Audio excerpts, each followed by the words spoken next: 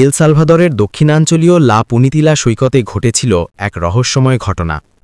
হঠাৎ করে সমুদ্রের ঢেউয়ের সঙ্গে ভেসে আসে একটি ভাঙাচোরা বাড়ি।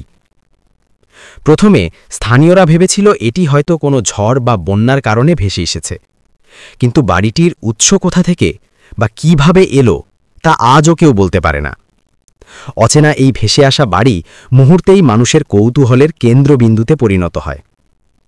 স্থানীয়রা একে ভুতুড়ে বাড়ি নামে ডাকতে শুরু করে, কারণ বাড়িটিকে ঘিরে রহস্য ক্রমশ ঘনীভূত হতে থাকে। এ খবর ছড়িয়ে পড়তেই পর্যটকেরা ভিড় জমাতে শুরু করে। অনেকেই শুধু একবার চোখে দেখার জন্যই ছুটে আসে সৈকতে। বাড়িটির ভেতরে ঢুকে অনেকে ভৌতিক অনুভূতি পাওয়ার কথা জানিয়েছেন, আর এই বাড়িকে ঘিরে নানা রকম কল্পকাহিনীর জন্ম হয়েছে।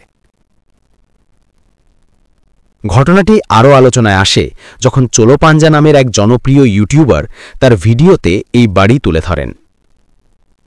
মুহূর্তেই ভিডিওটি ভাইরাল হয় এবং পৃথিবীর বিভিন্ন প্রান্তের মানুষ লা পুনিতিলা সৈকতের ভুতুড়ে বাড়ির রহস্য নিয়ে আলোচনা শুরু করে। আজও কেউ জানে না বাড়িটি কোথা থেকে এলো, তবে এটি যে সমুদ্র পাড়ের এক অদ্ভুত আকর্ষণ হয়ে উঠেছে তা বলাই যায়।